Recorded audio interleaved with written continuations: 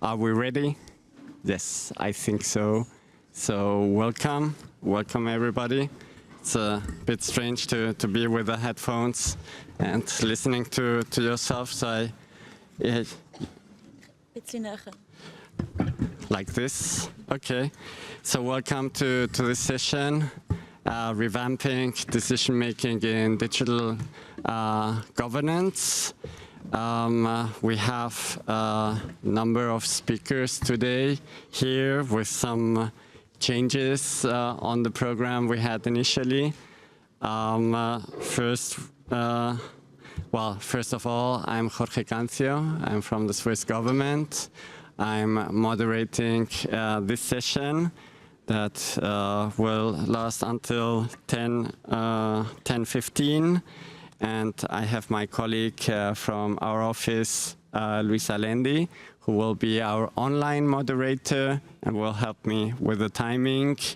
We also have Renata Mieli from CGI, from the Brazilian government as well.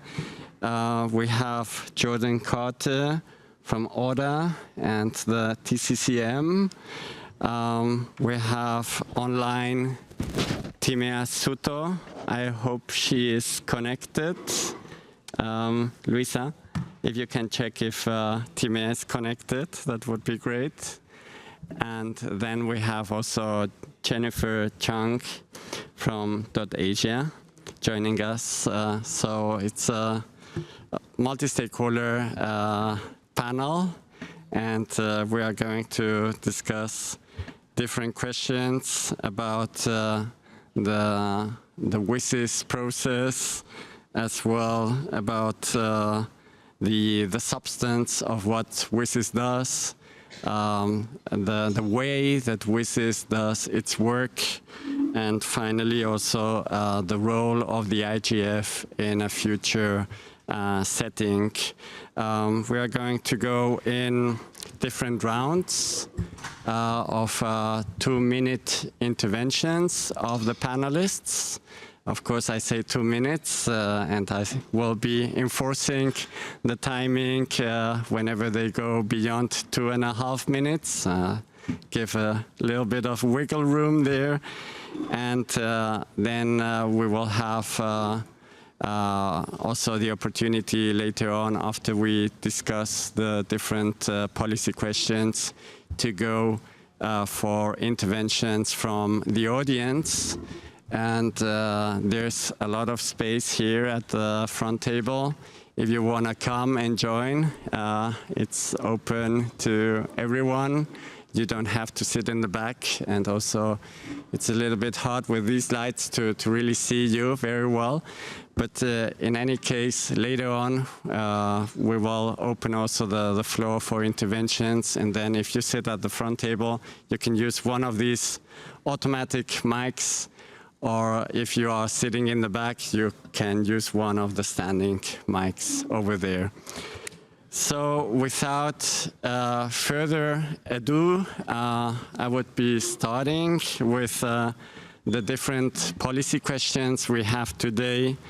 The first question is, how do we update the WSIS action lines? So the World Summit on the Information Society action lines, which is the substance of what the UN system does to accomplish the WSIS goals, to better reflect emerging and pressing issues. So AI, data governance, what connectivity is today, human rights online, and how do we update them also to better integrate them with the sustainable development goals, the SDGs. So each of our panelists has now 2 minutes, and I will call on you, starting with Jordan, and then we will go to Renata. Jordan, the floor is yours. Thank you, Jorge, and good morning, everyone. My name is Jordan Carter. I work for the .au domain administration, and I am part of the Secretariat group for a technical community coalition on multi-stakeholderism.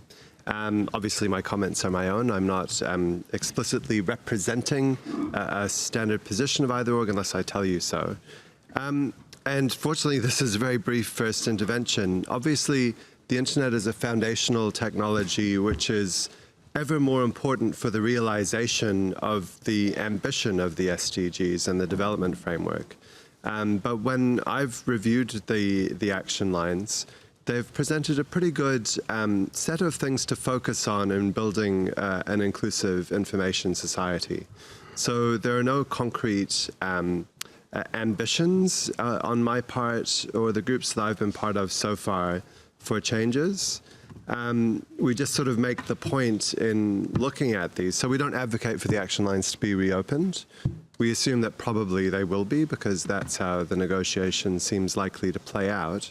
And if they are, one of our roles will be to just monitor and be engaged in that conversation to make sure that there aren't slippages away from various multi-stakeholder processes in the way the language is expressed or the other references that may happen with them. Our job in the internet technical communities is to keep doing the coordination and collaboration work we do to make sure that the internet remains a resource at the service of the development needs of societies all around the world. So I'll save you some time, Jorge, and back to you. Great. Thank you so much for being so quick and so brief to the point. So we go with Renata. You have a little bit more time. Also, we have to be mindful that non-native speakers, we need more time to formulate our thoughts. Thank you. Thank you, Jorge. It's a pleasure to be here with all you guys, Jorge, Jennifer, Jordan, Timea online.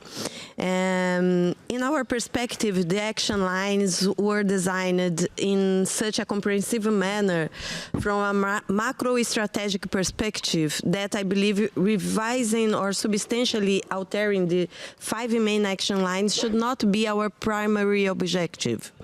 On the other hand, I believe it's necessary to evaluate within each action line what can be changed or added in line with the current reality, seeking to identify issues that were not addressed because were not so predominant or important 20 years ago, such as AI and its impacts, algorithmic transparency, data governance, meaningful connectivity, information integrity, disinformation, environmental impact of ICTs, DPIs, human rights online, hate speech, freedom of speech, gender, children's rights. So it would also be important within a vision of a greater coordination and synergy between the different processes related to digital issues to identify how the WIS's action lines can address the issues raised in the Global Digital Compact. The same would need to be done with the SDGs, as ICTs are nowadays essential for all social and economic development. The SDGs should be explicitly addressed in the WIS's action lines. In the other direction, the WIS's action lines should be considered when the SDGs are revised in 2030. Therefore, strengthening the alignment between the WIS's actions line and SDGs should be a cross-pollination effort driven by the growing recognition of the digital environment's importance within the SDGs framework. But there, in my opinion, pointing these issues, there is no need to create new action lines on those specific topics, as the action lines are sufficiently broad and adaptable to accommodate such issues. That's my first contribution, and thank you very much for the extra time. I don't know if I pass a lot. You are doing great on time. Thank you so much. And now let's try to see if Timea, are you with us? If you can take the floor. Hope you can hear me. I don't know if you can see me. We hear you. I don't see. Yes. And we see you. Hi, everyone. Great to see you. The big face on the screen. It's always strange to be online in such a big room. I'm very happy to be with you this morning. Good morning from Milan. For those of you who don't know me, my name is Timea Schütte. I'm from the International Chamber of Commerce, where I lead our global digital policy work. And ICC is the organization that represented the private sector 20 years ago in the WSIS process, and ever since in any internet governance and related digital public policy discussions. So to answer your question, Jorge, and I'll try to be brief, I agree wholeheartedly with Jordan and Renata and what they've said so far. I think the WSIS action lines have really stood the test of time, if you look at this. And of course, it was because those who were writing 20 years ago, and some of you are in the room, have been quite forward-looking. But I also think it was very wise of those who wrote the action lines to keep them technology agnostic, so to speak. And that has allowed us to recognize new technological developments, new ideas as the digital world was developing in those 11 action lines. I started my career with WSIS 10 years ago at the WSIS Plus 10, and then we were well into the age of social media. Everybody was talking about big data analytics, IoT, new developments. But we recognized those in the original action lines, and we didn't really think that we needed new ones. And I think it's the same issue today. We've had a lot of conversations in the past year, 2 years on the development in the digital world, new issues, for sometimes new concerns, new developments, new technologies. But as we look through the 11 action lines, I think we need to put on our adapted lens and look through those action lines and see if we can recognize artificial intelligence in the 11 action lines. Can we recognize data governance in the action lines? Can we see where we can improve gender equality, where we can improve human rights protection, and the number of issues that also Renata has shared?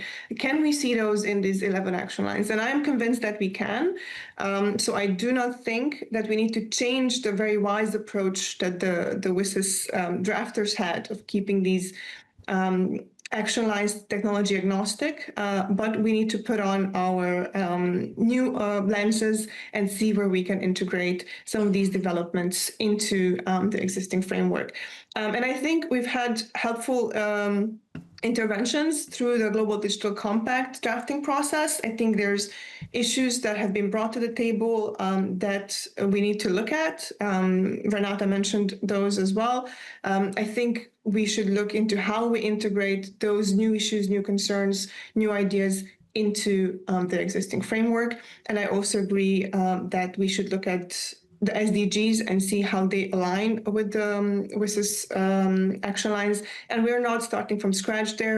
The WSIS Forum has been doing that for a number of years now. There's a very interesting matrix that looks at the SDGs and the WSIS action lines. Here at the IGF, we also look at every time we propose a session, we look at how that aligns with the SDGs. So I think we're not starting from scratch. We can build on that. And I'll leave you with that. I hope I haven't exceeded my 2 minutes. A little bit, but let's be flexible as you are online. Thank you so much, Timea. And I go to Jen.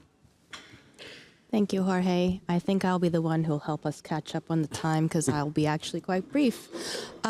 My name is Jennifer Chung. I'm with .Asia organization. We are a registry operator for the top-level domain .Asia, but with a mandate to promote internet development and capacity building in Asia Pacific. I'm also part of the TCCM, but I guess obviously not going to be speaking on that behalf as well. I feel like I'm not going to be rocking the boat so much here with my intervention as well, because I do largely agree with all the previous speakers. But there's been some talk, at least from a lot of I guess, non-papers and also other ideas from the internet governance community about updating or sharpening the language that is in the action lines to accurately reflect our current realities, our technological realities. But at the same time, I think I have more questions than answers, because when you use different words like sharpening, updating, focusing, that still does mean there's some adjustment. And so while I'm not, the government delegation going into negotiations when we're looking at that thing, but one thing as a non-governmental stakeholder, we are very concerned with when this does happen, what is it that we need to do? Is there a baseline we need to hold to? I also agree very much, both with Timea and others who've mentioned that the WSIS action lines right now are drafted in a way that is broad enough to encompass all of these developments we've had in 20 years, even if the language itself does not actually, sufficiently describe what it is that we have right now. Things like AI governance, things like other emerging tech, things like DPI, and also a whole array of rights that are actually articulated in a more updated and descriptive manner, as we can see in the GDC final text.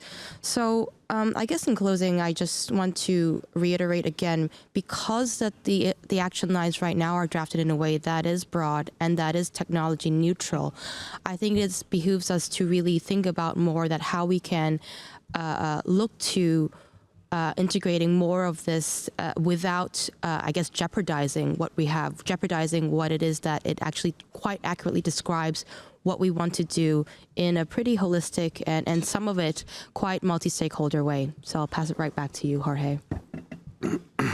Thank you so much, Jennifer. I think that brings the question to really to the point, how to update them without jeopardizing what we have. So we will have to be creative in those rooms in New York or wherever we discuss this, and find the right balance between one thing and the other. As we are doing well in terms of time, I would shortly give the opportunity for one or two inputs, 1 minute inputs from the floor, from the audience. If anyone wants to talk to this question, this is your opportunity.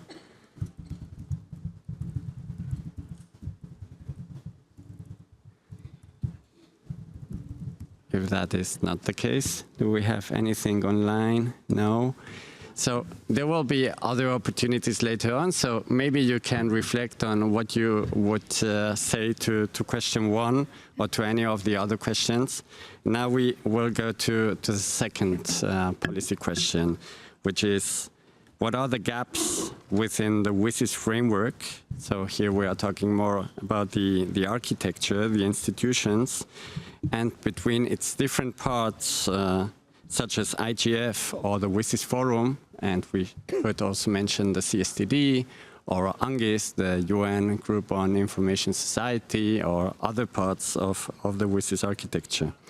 So what are the gaps to really be up to date? And does the governance structure follow an adequate multi-stakeholder approach as expressed inter alia in the Sao Paulo multi-stakeholder guidelines? And here I would change a little bit the order and start with our online participant, Timea, if you are ready. I am. Thanks, Jorge. Thank you. So gaps. We've talked about the sort of substantive gaps in the first question. So I'll focus on the process gaps.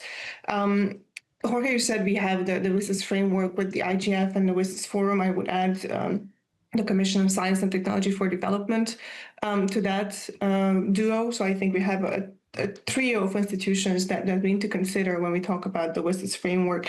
And if I want to be critical of the framework that we have today, I think the biggest gap is that these three institutions sort of move forward without taking each other's, or not always taking each other's outputs as input for their own discussion.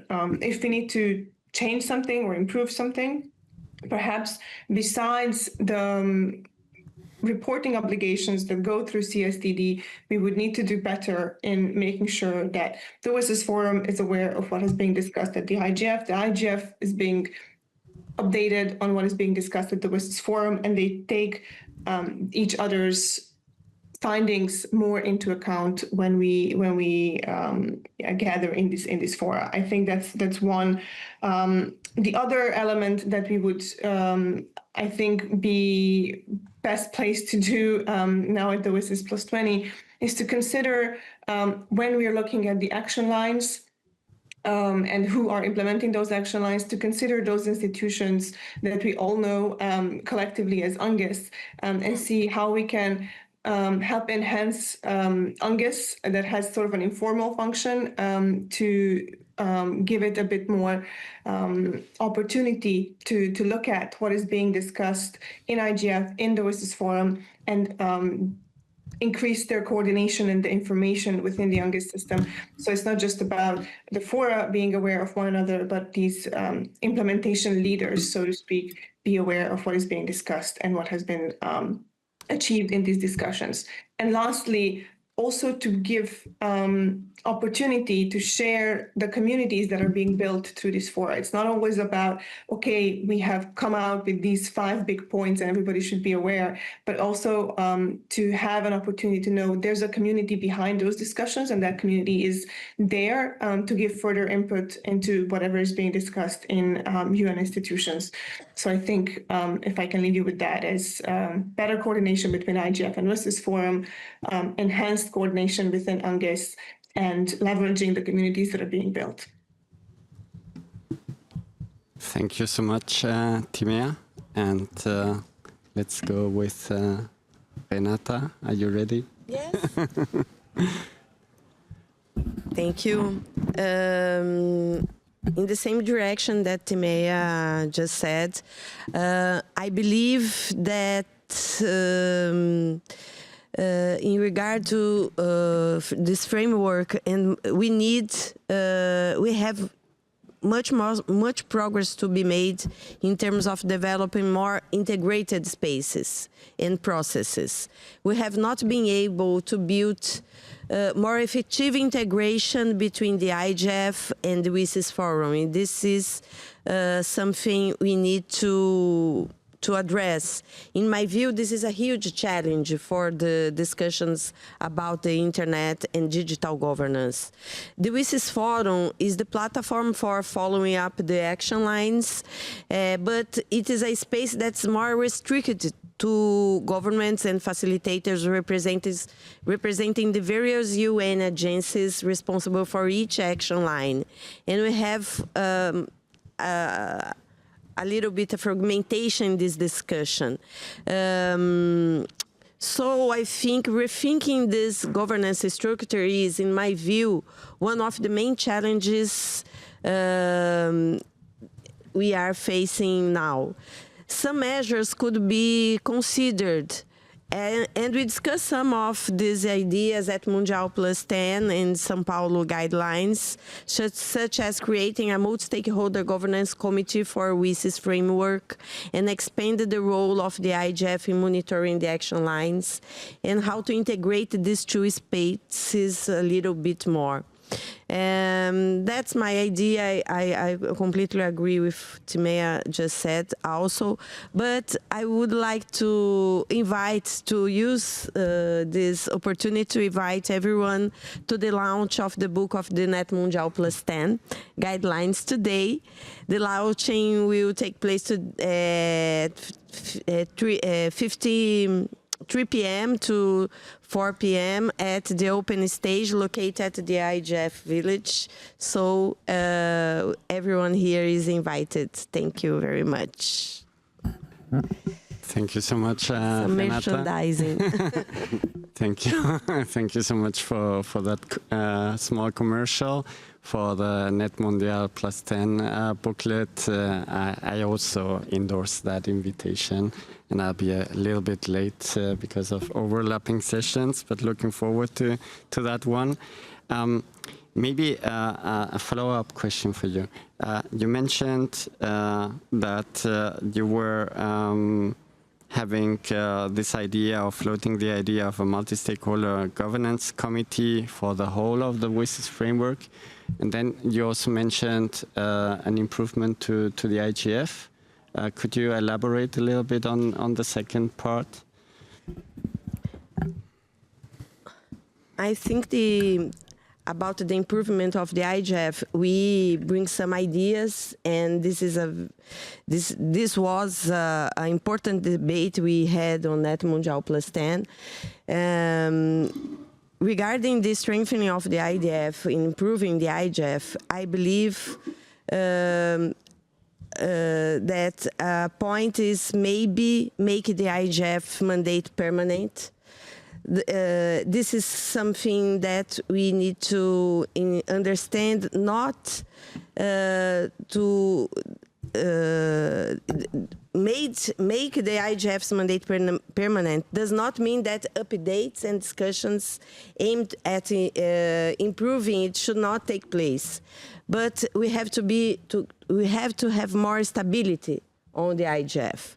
And to this end, a key requirement is the issue of funding. I think this is a very important point, because it's necessary to ensure much more robust funding for the IGF, combining both a regular budget from the UN with donations from companies and organizations, and better integration with WISIS Forum, with the NRIs, so that contributions from local communities are better brought to the global IGF.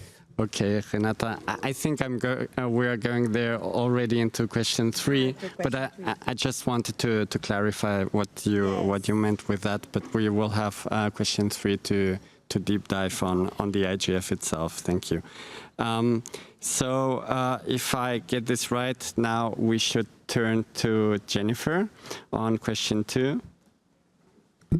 Thank you, Jorge. I was wondering if we were going already to question 3, but I think there's a lot of, there is some overlap there. I appreciate very much that Timia mentioned that we should look at the process, and it's actually quite interesting because IGF is a WSIS outcome. The WSIS Forum itself isn't exactly an outcome, but it is, I would call it a showcase, of course, and the update of how the WSIS action lines are being implemented by the different UN institutions. And I also like to point out a little bit more, because the IGF is the one that I'm most familiar with. WSIS Forum I have also been to, and the WSIS high-level event last year and also this year, I'm also planning to do so and go. But the difference really here is when we look at it, the two different spaces, the two different forums, I guess one would still mention that they could be considered multi-stakeholder, but the multi-stakeholder model is not a monolith, right? There are different flavors. I like to call them different flavors. It's not really ice cream, but it's different flavors of MSM. And the way that it's adapted for the audience that goes, or the participation that goes, is actually quite interesting. And for IGF, it's a mixture of a community curated or community proposals, and also some other curation from the host country, and also, of course, on recommendation by the IGF Secretariat.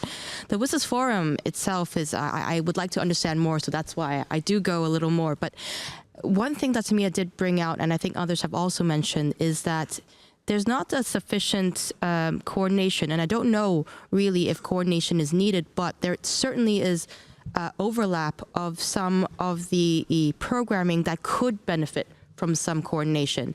So both the IGF and the WSIS Forum serve different purposes, but there should be a little bit more of an interlink, a little bit more of, I guess, input-output for the two processes. I think after coming to Norway, and a lot of us will also be going to Geneva for the WSIS high-level events, and of course AI for Good, and we would notice looking at the programming that, there's a lot of things that are very similar, would probably benefit from a little bit more of a cross-pollination as well. So I guess I'll stop here. I don't know if I've used up the time, but I'd like to hand back over to you, Jorge. Thank you. Thank you, Jen. And we go to Jordan. Thanks, Jorge. Fair amount of agreement, so I'll try and sort of just riff a little bit off what's been said in part. The question was whether this is adequately multi-stakeholder as per the SPMG, the multi-stakeholder guidelines from the Net Mundial. I think the IGF does that best in this WSIS framework, but that everywhere could use improvement, including the IGF. And the key point here, the arrangements need to deliver the WSIS outcome, right? This isn't a system that exists for its own purposes or to draw people to Geneva or other lovely cities like Oslo around the world, but it is to achieve this building of the information society that our citizens all deserve. And I think one of the things that's obvious is that it isn't really treated as a whole system except at the point of these reviews. To make a system work, you need to have someone in it somewhere driving it, or really strong and organic coordination within it. The Internet Technical Community do that organic coordination. In government and multilateral systems like WSIS, it's probably important for there to be something driving. So there have been a few suggestions around whether a multi-stakeholder steering group as part of an enhanced UNGUS could help provide that. Maybe it could. Maybe that could be a institutional center of gravity, if you like, that could help draw the parts together. I agree with the comments that have been made around the IGF and WSIS roles. When I first went to a WSIS high-level forum, aside from the very fascinating report back on the action lines, it felt a bit like a UN IGF for the UN. And I don't know the value of that per se, but I do understand the following up the action points. So maybe a bit more of a distinctive process. Maybe the IGF could help to set the agenda for things like the WSIS Forum through a more conscious agenda-setting role for the IGF, given it's the most open and bottom-up and multi-stakeholder inflected part of this system. And for the IGF to do that, it would need to strengthen the connections within the IGF system, with the NRIs having more of a role, probably setting the IGF's agenda. I do want to make just a couple of other quick points. We think there's a general view that Global Digital Compact should be implemented through WSIS, and probably the WSIS architecture, broadly speaking, is adequate to do that. We don't need to duplicate forums, invent new ones, especially given how hard it already is for stakeholders to participate effectively. Multiplying new forums or new streams would be a bad idea. And I just want to make one more point around even the title of this session, around digital governance. I think the thing that people casually mean when they say digital governance is what Tunis says internet governance is. But we know what internet governance is because it's written down in Tunis, right? Digital governance is not defined. And if we're going to start using that as the chapeau or the framing for what this system is to do, we had better write down what it means, because otherwise there's lots of confusion. I just want to finish quickly by paying tribute to the Swiss government and the Australian government for their non-papers. Jorge, I realize as moderator you probably can't talk about the content of that, but the ideas around an MSSG and revamped UNGUS or a help desk for WSIS were in your paper. The Australians also argued for stronger IGF secretariat and joined the call for a strengthened UNGUS.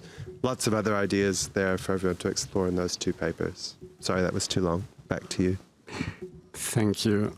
Thank you, Jordan. And thank you for mentioning the non-papers, the Australian and the Swiss one. And we hope that people and stakeholders, countries, take this as an inspiration to also develop their non-papers or their common ground positions, at least. And a short comment on the Swiss non-paper. It is really the result of many, many conversations. So it's not a Swiss national position, as is a normal, non-papers are no official national positions, but in this case, it's really the result of more than 1 year of talking to people all around the globe and trying to find some common ground ideas. Very good. I think we are quite on time to go over to the third question we had. And so this is more focused, and Renata and also Jordan already mentioned some ideas on the IGF. This question is focused really on the IGF. How would you strengthen the IGF to better respond to the challenges of an improved or updated WSIS framework, combined or taking into account the GDC implementation, and especially to avoid duplication of efforts and promote better coordination? And I think nowadays, especially if we look at what is happening all over the UN system with UN 80, this is a reform program that is really responding to budgetary cuts. there's really a situation where the resources, the scarce resources of the system, and also of all the stakeholders around the system trying to participate in the system, have to be treated very carefully. So here I would start with Jennifer. So you have one start, but at the end of the session. Thank you, Jorge. This is actually, I'm going to structure my response really in two ways. The first is the strengthening internally of IGF, and then also the external or more of the coordination role. So internally, I think, at least speaking on now, not on behalf of MAG, but as a 2025 MAG member, we were tasked to, after the Norway meeting, to really look at our internal processes to see how we can improve and strengthen and I guess make more efficient the ways the MAG works internally as a whole as well. So that is one part of the strengthening that I think is absolutely needed, because the MAG does rotate, and this is a special MAG that's only a one-year MAG, but typically the terms do still rotate, and they could have 3 terms altogether. The institutional knowledge, it gets lost sometimes when you have such a big turnover of people who are trying to be the advisory, I guess, group looking at this agenda. A stronger secretariat, I think a lot of the speakers have mentioned this, with more resources, and I think I'm kind of going to point to that help desk suggestion in the Swiss Norman paper as well. Because the secretariat itself is also quite lean, the resourcing needed to support not only the curation of the annual program, there's a whole host of intersessional programs and work that goes on throughout the year. Things like the national regional initiatives that, they are organic, they're bottom up. They still need resourcing at the global level. Things like the dynamic coalitions, the best practice forums, the policy networks, all of this has grown since the IGF started 20 years ago. A lot of this is now adding on a very lean secretariat. So they do need more resourcing. They do need coordination for outputs. Externally, I guess, or more of a wider coordination role, we heard already from Timia that, IGF, WSIS Forum, CSTD, and just even further into the UN institutions, I think there's not enough coordination, and perhaps maybe there could be a role for a help desk. There could be another role to be able to better coordinate it within, I guess, the UN multilateral system, but also outward facing to other multi-stakeholder forums or places where these things might be spoken about, not just the governance issues, but other related, places, for example, ICANN, where you talk about, policy development for a part of the critical infrastructure of the internet, the domain names and number allocation as well. So I think, I guess in closing, there's like the internal, the coordination, and the external. There's a lot of things that we can tighten up and improve on. And then finally, one thing I'd like to end with, and I guess now I'm going to put a little bit of a APAC view on this, is that avoiding duplication of efforts not only helps, non-governmental stakeholders, people with less resources, especially in APAC. Governments themselves, especially in Asia Pacific, they have very small teams with a very wide portfolio, and they're not able to actually deep dive or follow every single process if it's proliferated around. So actually that it behooves all of us to really think about, how can we concentrate this in a way that we can actually cover and understand, not only, in the global north, but definitely in the global south as well. Back to you, Jorge. Thank you. Thank you, Jen. Many important points. Let's go to Jordan now. I finally worked out the rotation. Thank you, Jorge. There's quite a lot of ideas floating around this. I joined the calls for the permanent mandate, not because it's forever, but because it takes away the wondering whether this is just going to be another year or two. And that means that you can invest in the IGF system with more confidence. And I don't just mean money, I mean time and attention. I mean the building of NRIs, because there'll be some global stage upon which to show things. The hard work of building the integration and linkages between the IGF system and all of the value that it creates. And as I said, that has to include the capacity for the continuous improvement. And let's not ever get trapped into the idea that such improvement requires an intergovernmental negotiation of a WSIS review. It's very good to hear that the MAG will be thinking about how to improve the MAG's performance. But I'm always curious about who has the overarching responsibility to think about the IGF's performance. In the events, there's this funny split between the Secretariat and the MAG and the UNDESA and the host country. But it would be lovely to see perhaps an expansion of the MAG's responsibility through a refreshed terms of reference for it that gave it an overarching IGF systemic response, maybe linking with the proposed multi-stakeholder steering group for the whole WSIS architecture. Those are personal views, just by the way. I've already mentioned the strengthened agenda setting role for the IGF and how that could be used for the whole WSIS system, but would rely on stronger connections between the NRIs and the IGF.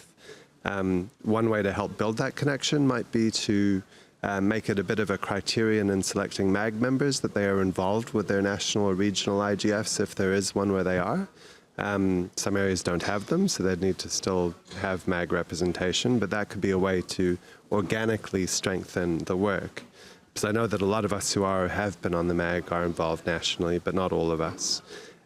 There needs to be a lot more funding for the Secretariat to do the coordination and outreach that's required. It should be a mix of regular UN budget funding and donations, and it needs to be significant. There also needs to be more funding and resourcing and support for Global South and underrepresented groups to be participating effectively here. And as part of that also, I think to improve the IGF, we need to get more of the decision makers here. If the role is decision shaping, it's best if that's firsthand. It's best if people are a bit exposed to sometimes rough around the edges conversations or being spoken to in ways that they think in their high status they might not necessarily have to put up with, just to get a bit of a flavor of reality from time to time in those rarefied executive heights. I think I'll leave it at that. Thank you. Not bad. That's a good list. What I wonder sometimes with these proposals is, what do we need to have on the WSIS outcome in December, and what is better left to the community itself? But that's just an open. I'm just thinking aloud, because sometimes you get what you wish, and then it gets dangerous. So I think it's always good to keep it what we have in the intergovernmental outcome documents at a very high level, but with enough flexibility for self-improvement. Can I just add one thought in response? Sure. Yes. To the extent we want to improve the multi-stakeholder nature of this stuff, those dialogues and consensus building should happen in multi-stakeholder forums. I agree. Keep the intergovernmental negotiation high level and flexible. Absolutely. I think we agree there. Okay, let's go to, I think we have still Timea. Are you there? I am here. Okay, cool. And I think you and I have been working together for too long, because I was trying to reframe my comments here as you were putting up the question of what needs to be in WSIS and what is best left to the IGF, having listened to Jordan and Jennifer. So a couple of thoughts here on my end. I think we have a good opportunity at the WSIS Plus 20 to recognize some of the evolution that has happened already at the IGF over the past 20 years. Yes, IGF is a WSIS outcome. We were there and tasked to have these conversations at IGF on digital issues. But what has happened in the meantime is that the IGF has really built communities. I'm referring here to the national and regional IGFs. It has built intersessional work. There's really good reports, best practice forums, the policy networks. It has built leadership. We have now the leadership panel. So I think it's a good opportunity to use the WSIS Plus 20 to recognize this evolution and to formally say, okay, well, this is how the IGF looks now, and we sort of approve what it's been doing. The second thing that should happen, I think, at the WSIS Plus 20 is set IGF up for another 20 years or more to be able to continue this evolution, right? And I think that depends on, as others said, formalizing the IGF status, the mandate as a perhaps permanent, if it's possible, part of the UN structure. Secondly, help formalize the funding.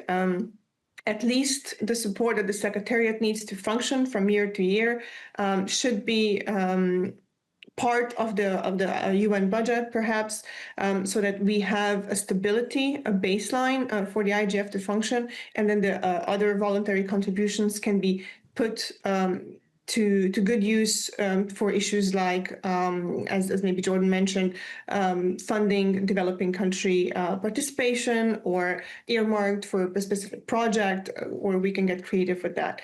I think this is what WSIS should do, right? Recognize the evolution that has happened and set the IGF up for future successes. And it is then incumbent on the IGF and on the community to make sure that the IGF actually responds to what it needs to do, and that it lives up to its full potential. And there, I'm going to repeat something that we have talked about many times, and it is really making sure that the IGF's outputs, conversations, get to the right people. I think communication here, outreach, marketing, if you will, of what the IGF does needs to happen better. It needs to happen perhaps differently.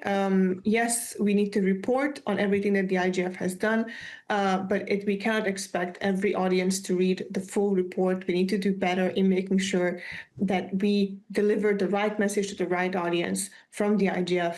And I think that is something that we need to still work on. So I leave you with that. And if we have more time, then I'm happy to answer the questions. Thank you so much, Timea. And we have a last intervention on this round from Renata. Jorge, I completely agree with Jordan, Timea, and Jennifer regarding the points and reflections we have to strengthening the IGF. My contribution here, in fact, I want to come back to Jordan's question about what we think about digital governance and the need to have a common vision on this. And it was a topic of much debate on Net Mundial Plus 10, if you remember that. And I think, in my point of view, we talk a lot about how to avoid duplication of spaces and improve coordination.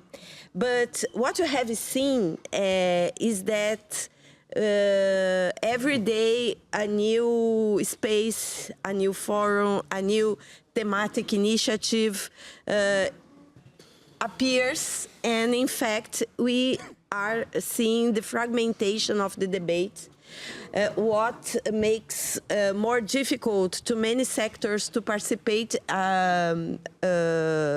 in a more effective way, especially stakeholders from the Global South, even governments and all the sectors have a lot of difficulty to follow all these spaces. We have AI high-level, AI forums, a lot of AI forums, in fact. We have data governance, we have cybersecurity, we have internet forums. And I think when we talk about digital governance, the idea is to show that all these issues are interconnected and need to have at least some coordination and, of course, a multi-stakeholder governance. And my point is that the IGF should be the space to host this discussion, or at least to be the space to coordinate and with the WSIS Forum we are already talking about.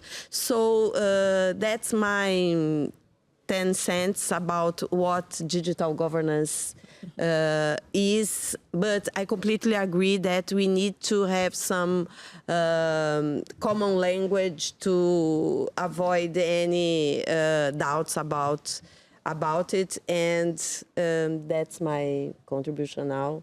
Back to you. Thank you so much, Renata. And yeah, maybe we are agreeing too much here at this table. So that happens oftentimes, even if we try to have a multi-stakeholder participation. So that's why it's a good moment, and we are running well in terms of time to see if there are any comments, any people asking for the floor. I'm seeing 2 people here at the front desk, another person there. So if you would be so kind to go to the mic, and we start with you perhaps, and then we go with the front desk. Please identify, please introduce yourself. Hi, can you hear me? Yes. Okay, my name is Jacqueline Pigato. I'm with Data Privacy Brazil, civil society. Very nice panel, very nice discussions. I had a question that I think Jorge already is questioning the same thing about what we should put in the WSIS review and what we should leave for the IGF community.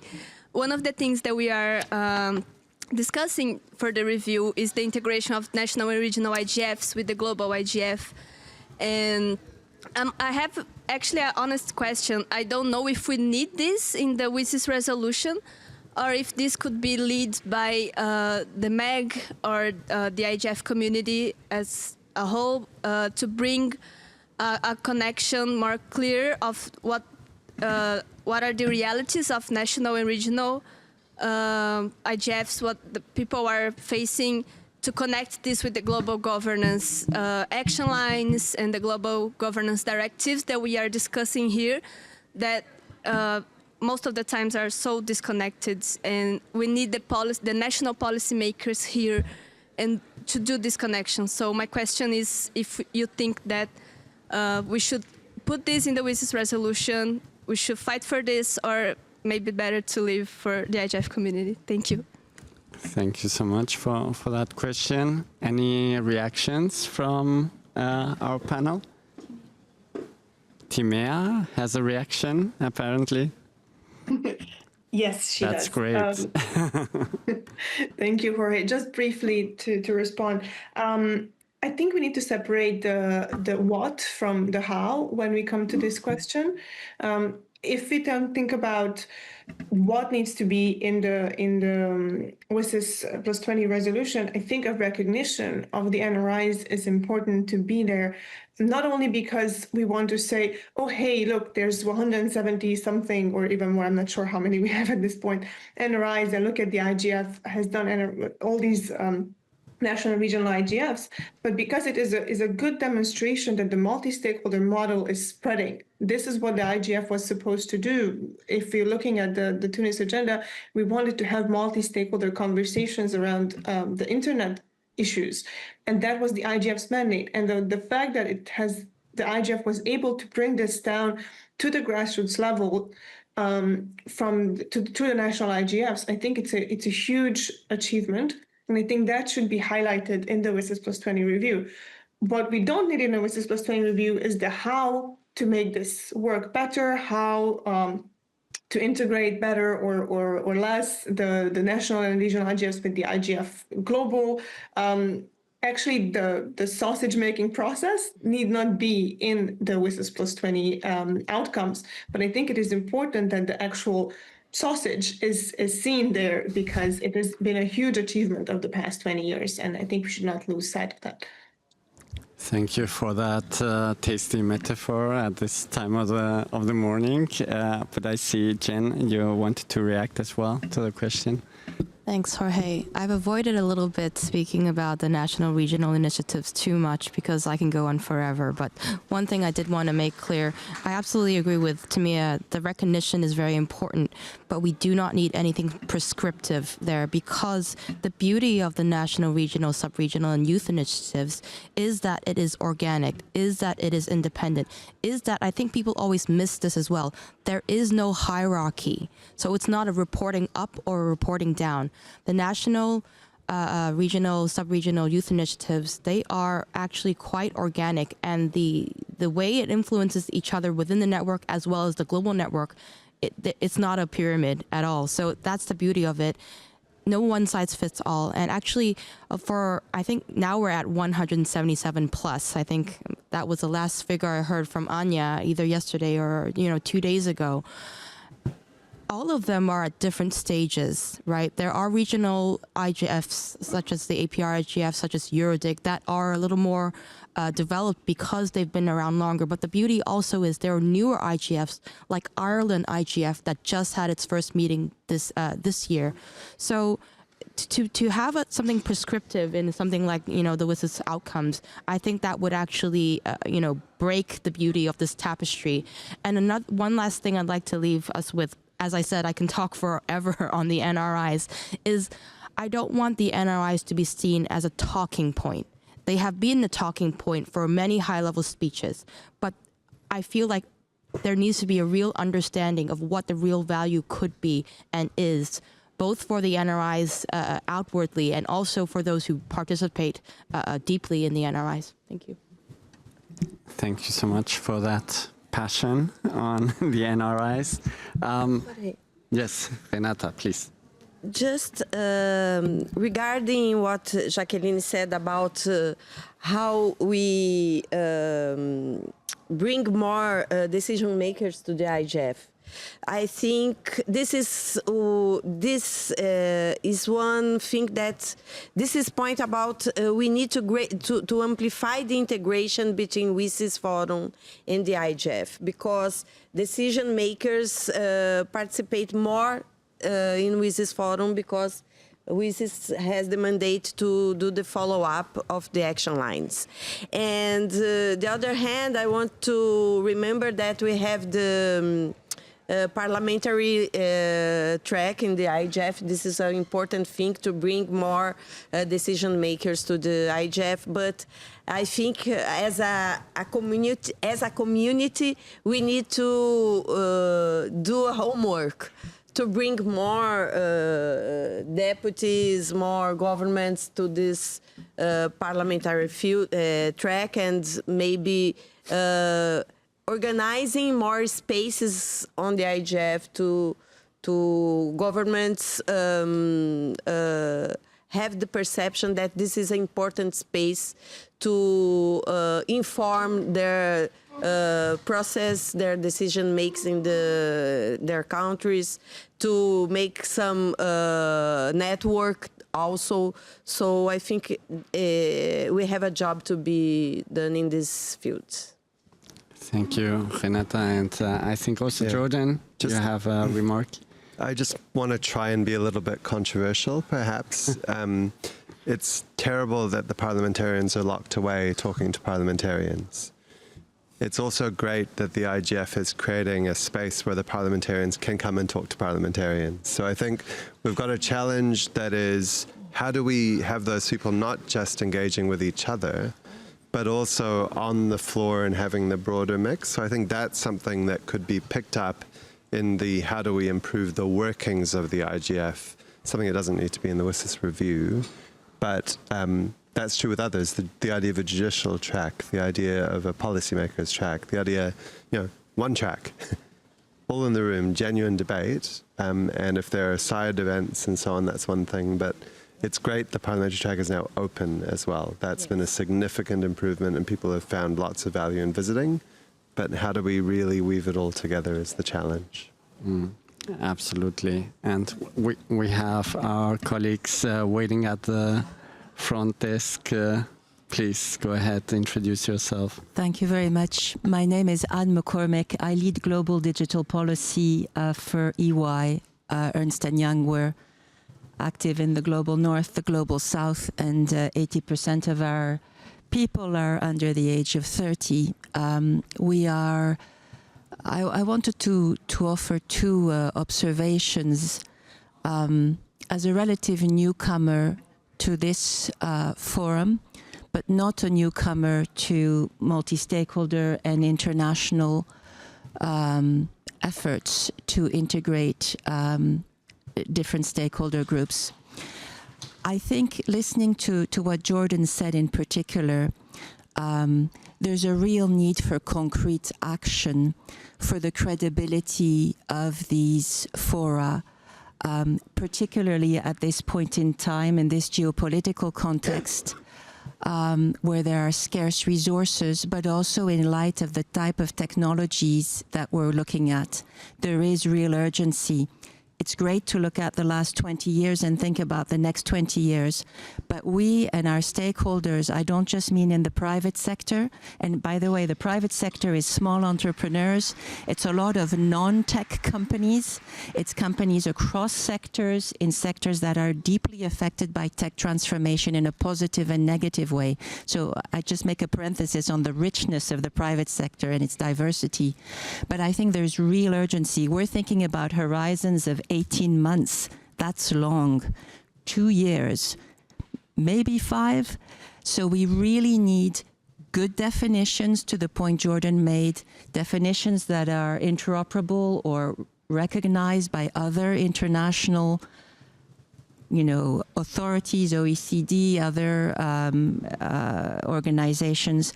We need real clarity on how IGF, WSIS, and other organizations within this network, how they are interacting concretely on the ground with issues that society, business, and government are dealing with.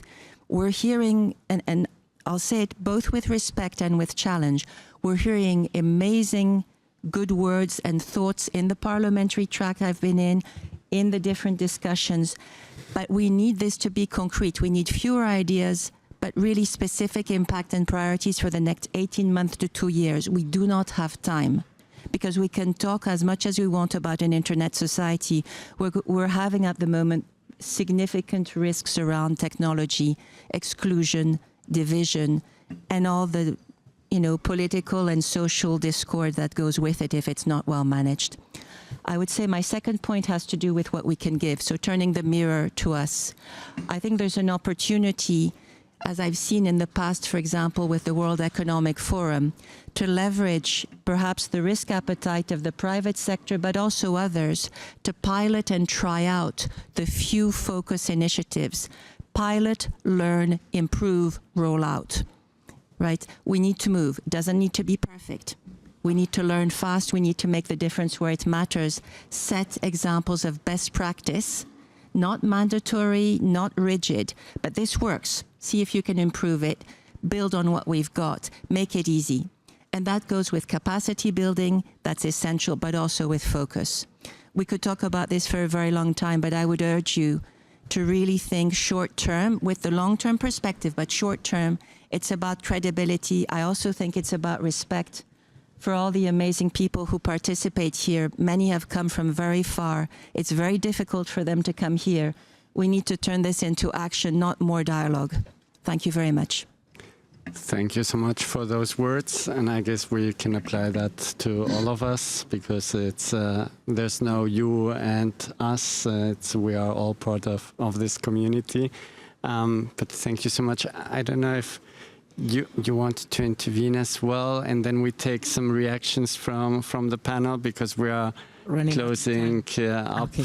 So my name is Binta Mustafa, and I belong to the Civil Society and African Group. I was looking forward to seeing Henriette, especially as we had a WSIS Plus 20 Plus review last year in October in Dar es Salaam, Tanzania. So I was looking forward to listening, but Jennifer addressed it's not a pyramid, it's not an up-down. So she addressed my reservations, so I would leave it there. Thank you. Thank you. Thank you so much for emphasizing that point. And now I would quickly open it to reactions to our colleague's point. I see Jordan. Thank you, Anne, for that challenge. And it actually gets down to the very deep discussion about the nature of the IGF and its place in the system. The forum for discussion, not for decision, has a lot of scope around best practice, about sharing case studies and so on. And having done 1 year on the MAG, it is a perpetual challenge to select sessions that deliver on that. And it's a perpetual challenge to find the resources to make that relatively simple translation, but it has to be done well, from a discussion to 3 bullet points that could be done, as opposed to 3 bullet points of what was said. And I think the system doesn't invest in the analytic capability to deliver that, which is part of why we all need to be working on ways to get more resources into the system to that. I'm firmly convinced that the value of the discussions here is hugely untapped compared to what it could offer with that extra layer of processing and promulgation, if you like. So heartily, I thought that was a very nicely put challenge. Thank you. Thank you, Jordan. Any other reactions? Jen? Thank you. I also echo what Jordan has said. I think us being on the panel, we're kind of dancing around words that actually speak to this. When we speak to, we need more resourcing for the IGF Secretariat, we do mean actually taking the decision-shaping discussion here and then moving it to implementation in the different national arenas, sub-regional arenas, all of that. But that is not a clear role for IGF as a forum. So that is another gap that we see because, you know, right now, taking the outputs, there's a lot of rich output that comes out of the annual meeting, that comes out of the intersessional work, but that doesn't land where people can then take it forward. So absolutely agree with you. That's where we need to go. It is a constant and perennial criticism of the IGF. It's a beauty of the IGF, but we also do need to take these outputs and promulgate it to the places where decisions can be taken, where actions can actually have impact. Thanks. Thank you so much, Jen. Any other reaction? Just to say, there is one reaction from the chat I would like to read out to the audience, which empathizes just the importance of establishing predictable cycles for the IGF or other UN governance structures, especially for NRIs to plan and engage with their own communities and to back up afterwards their messages. Okay, thank you so much. And Renata, you also wanted to chime in? Just to add something regarding, we need to see the internet governance or digital governance as a whole system. And I think to transform some of the rich debates we have here into action, we need to have more national spaces to make the digital or internet governance as in a multi-stakeholder way.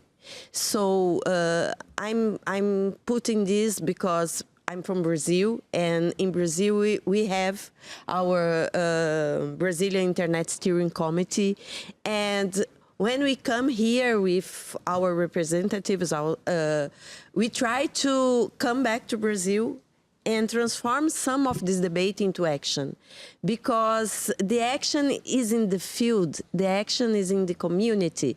For the IGF, it's difficult to transform the debate. We are a forum to think about all the problems you bring to us, and I completely agree. But I think this is another challenge, how to contribute to create more, and there is no formula.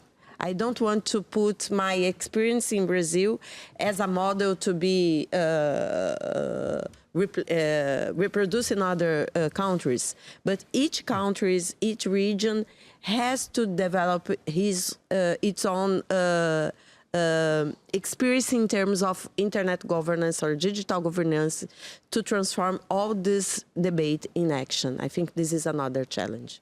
Thank you so much, Renata. And I'm being advised that we have 5 minutes, so I will take a last intervention from the floor. Please introduce yourself and make it very short and sweet, please. My name is Vinicius Fortuna. I'm the engineering lead for Internet Freedom at Google Jigsaw. And to her point about going to implementation from these conversations, I just want to add that, well, this is my first IGF, and I'm an engineer. And I think what is missing here is, where are the people that build stuff? Where are the product people? Where are the engineers? I see a lot of policy people, and the companies only bring policy people for the most part. So I think that like we need to put more effort to bring the people that are building like AI now, like they should be here talking to all of us, because otherwise like there's like this silo of builders and those that are doing policy, and we really need to break those walls. Thank you so much. I call that for more multidisciplinarity that is very much needed. I think we all endorse it, and I see a lot of nodding around the table. So unfortunately, we could go on for ages, and in the end, the question Anne posed to this panel was what we were trying to answer with it. And in the end, if we look at the WSIS framework as a system where we have UN agencies that are investing thousands of millions of dollars over the last 20 years in building connectivity, in creating capacity building all over the world, be it UNESCO, be it UNDP, be it ITU. They work under this program, which is called WSIS, since more than 20 years. And really the key we have to find, or the big question is, how do we make the system work better, more in a more interconnected fashion, so that it really delivers on the promise of the information society, Manuel Castells in the 90s, and now the digital world we are living in. So that's really the key question, and how do we make sure that the discussions from this forum, the IGF, really get across to the different national and regional levels, but also in the UN system. How do we make sure that the agencies really listen to the messages that we are delivering with these discussions, so that they adapt their action lines? And that was the first question we had today. So how do we fit them together in a much more efficient manner, instead of having these silos or parts of an architecture or part of a family where the members of the family seem not to talk to each other, or at least not enough. So that's really the key, and I hope that today we had some progress on this question with some ideas on the table. Some of these ideas we will have to put forward in the forthcoming WSIS Plus 20 process. Other ideas are just to wake up, look into the mirror and say, okay, what can I do today for the IGF community? What can I do for my NRI? What can I do in the MAC? What can I do in this community? So there's also a lot of things we can do ourselves if we are ambitious enough, and we have the right dialogue, and also we convince, of course, our able and small IGF Secretariat and our colleagues from UNDESA to let us do many of these things. So I see the timing in red. This is the sign for me to close this session. Let's give a round of applause to all intervenants.